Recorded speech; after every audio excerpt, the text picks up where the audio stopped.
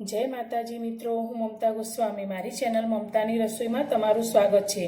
मित्रों, आज आपणे बनावशुं घऊना लोटनी सेव। तो आ सेव बनावीने आपणे 1 वर्ष सुधी स्टोर करी सकीए छीए अने आ सेव आपणे ज्यारे चैत्र महीनामां अलोणा होय त्यारे पण खाई शकाय छे ने आम पण ज्यारे कंई मीठुं खावानुं मन थाय त्यारे पण फटाफट आ गળી सेव बनावीने खाई शकाय छे।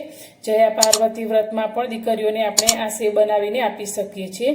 तो आजे आपणे वणवानी झंझट वगर अने खूब ज सहेली रीतथी एकला हाथे पण बनावी शकाय तेवी सेव बनावशुं अने आने आपणे घरमां सूकवीने पण बनावी शकीए छीए।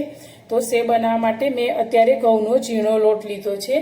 तो अत्यारे मैं वजनमां गणीए तो 500 ग्राम जेटलो आपणो आ लोट छे अने मापमां गणीए तो आजे मैं आ वाटकी लीधी छे ते 3 वाटकी जेटलो आ लोट आपणे लीधो छे। तो हवे आ लोटनी अंदर आपणे कशुं ज एड नथी करवानुं। हवे आपणे आ लोटने बांधवानो छे। तो तेना माटे अत्यारे मैं जे वाटकी लीधी छे ते वाटकी भरीने आपणे पाणी लईशुं।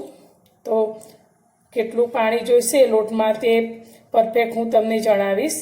तो अत्यारे आपणे 1 वाटकी पाणी लई लीधुं छे। हवे थोडું थोडું पाणी एड करीने आपणे लोट बांधवानो छे।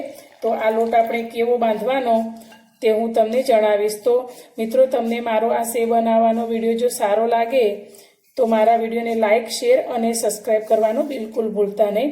तो आपणे 1 वाटकी पाणी अंदर एड करी दीधुं छे। हवे फरी आपणे बीजी 1 वाटकी पाणी लईशुं।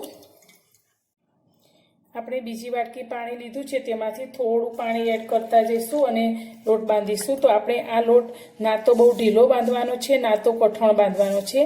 तो आपणे जे रीते रोटली भाखरीनो लोट बांधता होय तो ना तो रोटलीनो एकदम ढीलो ना तो भाखरीनो एकदम कठण, एना वच्चेनो जे लोट बांधता होय जे रीते के परोठानो तेवो आपणे आ लोट बांधीशुं।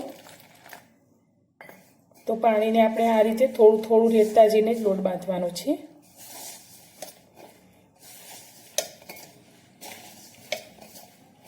लोटने आपणे आ रीते भेगो करी लीधो छे। तो मित्रों, खास एक बात याद राखवानी के आपणे आ सेव बनावीने जो 1 वर्ष माटे स्टोर करवानी होय तो आ जे लोट आपणे लीधो छे ते लोट आपणे आ वर्षना जे नवा घऊं आवता होय ते घऊंनो ज लोट वापरवानो छे। आपणे जो जूना घऊंनो लोट वापरीशुं तो सेव आपणे वधारे समय सुधी सारी नहीं रहे, पण नवा घऊंनो लोट लीधो हशे तो तमे 1 वर्ष सुधी आ सेवने साचवीने वापरी शको छो। तो हवे आपणे हाथमां थोडું 1 चमची जेटલું જ पाणी लईशुं અને તેની ઉપર આ રીતે છાંટી અને આ લોટને સારી રીતે મસળીશું। લોટને આપણે 2 મિનિટ આ રીતે હાથથી મસળીશું તો આપણો લોટ એકદમ સરસ સ્મૂથ તૈયાર થશે।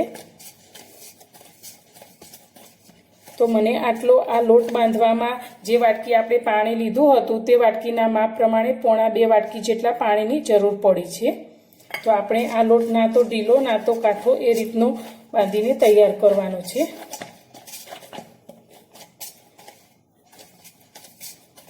અને આ લોટની અંદર આપણે અત્યારે તેલનો બિલકુલ ઉપયોગ નથી કરવાનો, તો જ આપણી આ સેવ લાંબો સમય સુધી સારી રહે છે।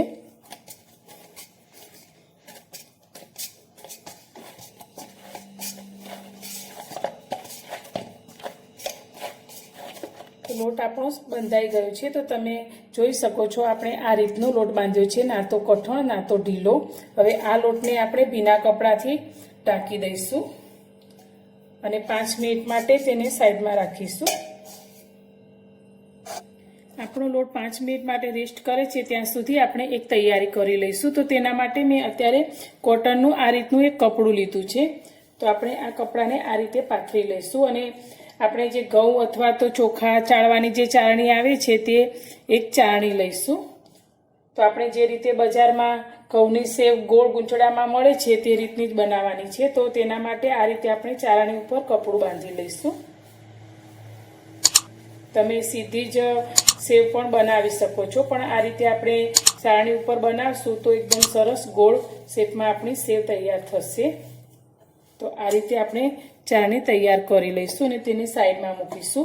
હવે સેવ બનાવવા માટે મેં અત્યારે આપણે બેસનની સેવ બનાવીએ છીએ તે આ પિત્તળનું મશીન લીધું છે અને તેની અંદર આપણે આ રીતની 4 જાળી આવે છે, તેમાં આ જાડા ગાંઠિયા આપણે બનાવીએ તેવી જાળી છે, તેનો ઉપયોગ આપણે નથી કરવાનો। તે સિવાય આ 2 પણ આ સેવની જાળી છે। તો આ એકદમ ઝીણી સેવની જાળી છે અને આ થોડી એના કરતાં મોટી જાળી છે। તો આપણે આ મોટી જાળીનો ઉપયોગ કરીશું। તો આપણે આ મશીનને થોડું તેલથી ગ્રીસ કરી લઈશું, જેથી આપણો લોટ અંદર ચોંટી ન જાય. તેના માટે આપણે તેને તેલથી ગ્રીસ કરવાનું છે.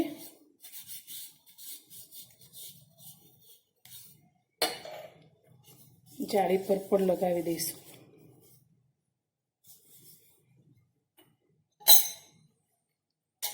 જાળીને આપણે મશીનમાં સેટ કરી લઈશું.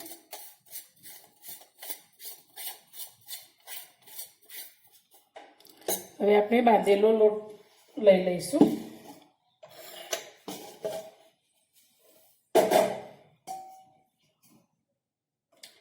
લોટમાંથી આપણે થોડો લોટ લઈ અને આ રીતે ગોળ કરી મશીનની અંદર ભરી લઈશું.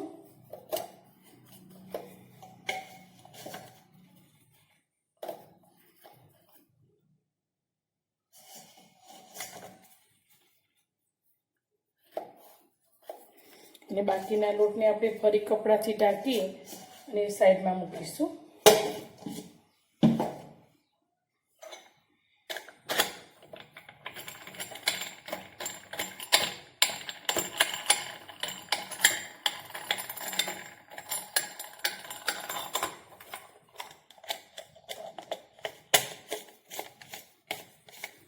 મશીનમાં આપણે લોટ ભરી લીધો છે, તો હવે આપણે આ ચાળણીને લઈ લઈશું અને આ મશીનને આ રીતે ફેરવી અને સેવને બહાર કાઢીશું.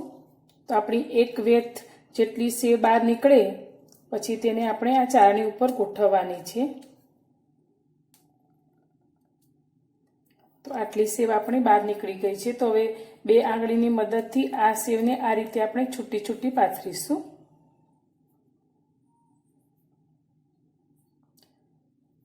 તો આપણે હળવા હાથે આ રીતે થોડી થોડી સેવને છૂટી કરવાની છે.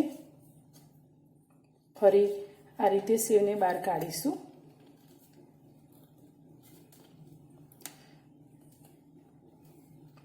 તમે સીધી જ કપડા ઉપર આ સેવને પાથરી શકો છો, પણ આ રીતે ચાળણી ઉપર પાથરીશું તો એકદમ સરસ ગોળ જે રીતે બજારમાં તૈયાર મળે છે તે રીતની આપણી સેવ તૈયાર થશે.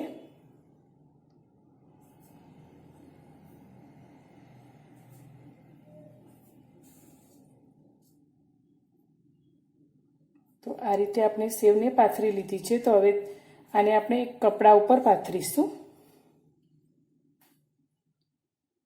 એક ખાટલા ઉપર આપણે આ રીતનું કપડું પાથરી લીધું છે. તો હવે આપણે જે સેવ બનાવીને તૈયાર કરી છે ચાળણી ઉપર, તેને આ રીતે કપડા ઉપર ઊંધી કરી દઈશું. તો તમે જોઈ શકો છો એકદમ સરસ ગોળ આપણી સેવ બનીને તૈયાર થઈ છે. તો આ રીતે આપણે બધી સેવ બનાવી અને આ કપડા ઉપર પાથરી લઈશું. સેવને બનાવીને મેં પંખાની હવામાં સૂકવી દીધી છે. તો આ સેવ પંખાની હવામાં સુકાતા લગભગ 4 થી 5 કલાક જેટલો સમય થાય છે, અને તમે તડકામાં સૂકવશો તો ખૂબ જ ઓછા સમયમાં આ સેવ સારી રીતે સુકાઈ જાય છે. તો હવે આપણે આ સેવને સુકાયા પછી જોઈશું. આપણી બનાવેલી સેવ સારી રીતે સુકાઈ ગઈ છે. આપણી પંખાની હવામાં સૂકવેલી તો 5 થી 6 કલાકમાં તો એકદમ સરસ સુકાઈ ગઈ છે. તો તમે જોઈ શકો છો એકદમ સરસ આપણી આ સેવ તૈયાર થઈ છે. તો આ રીતે સેવ બનાવીને તમે 1 વર્ષ સુધી સ્ટોર કરી શકો છો. તો મારી આ સેવ બનાવવાની રેસીપી તમને પસંદ આવી હોય તો વિડીયોને લાઇક કરજો, શેર કરજો, અને ચેનલ પર નવા છો અને ચેનલને હજુ સુધી સબસ્ક્રાઈબ નથી કરી તો સબસ્ક્રાઈબ જરૂરથી કરજો. તો ફરી મળીશું એક નવી રેસીપી સાથે નવા વિડીયોમાં.